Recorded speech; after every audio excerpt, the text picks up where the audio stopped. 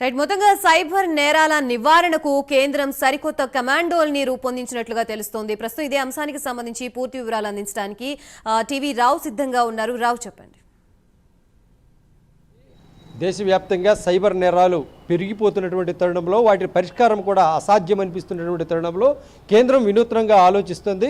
దీని ప్రకారంగా రాబోయే 5 ఏళ్లలో 5,000 మంది బృందాలతో కూడినటువంటి సైబర్ కమాండోస్ను ఏర్పాటు చేసి తద్వారా సైబర్ నేరాలను నిరోధించాలని చెప్పేసి పూర్తిగా నిర్ణయం తీసుకుంది. మరి దీనికి సంబంధించి ఢిల్లీలో ఏదైతే కేంద్ర మంత్రి అమిత్ షా దీనికి సంబంధించినటువంటి ఓ పోర్టల్ని ఇనాగ్రేట్ కూడా చేయడం జరిగింది. మరి ఈ సందర్భంగా ఆయన చేసినటువంటి వ్యాఖ్యలు ప్రధానంగా సైబర్ నేరాలు అనేటటువంటివి దేశాభివృద్ధిలో కూడా కీలకంగా ఉన్నటువంటి అంశాలు, దేశ అభివృద్ధిని మరింతగా తక్కువగా చేసి చూపిస్తున్నటువంటి తరుణంలో ఈ సైబర్ నేరాలు ఉంటే గనక కొనసాగితే గనక దేశాభివృద్ధి కూడా అసాధ్యమే అనేటటువంటిది ఆయన తేటతెల్లం చేశారు.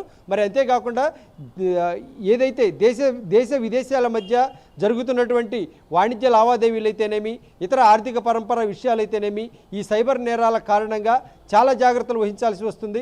తద్వారా కొన్ని ప్రపోజల్స్ కూడా వదులుకోవాల్సి వస్తుందని ఆయన అభిప్రాయపడ్డారు. మరి అంతేకాకుండా ఇప్పుడున్నటువంటి పరిస్థితుల్లో దీనికి సంబంధించి దీన్ని అరికట్టేందుకు 5 ఏళ్లలో సైబర్ కమాండోస్ని ఏర్పాటు చేయడం, ఇదంతా కూడా పోలీసు వ్యవస్థ అండర్ హోంశాఖ పరిధిలోకే వస్తుంది.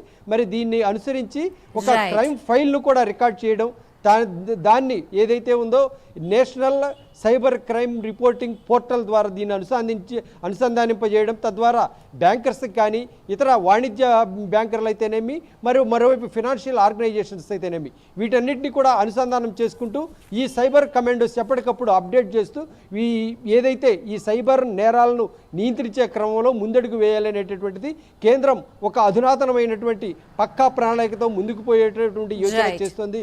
Gayatri, right, thank you for the update TV Rao.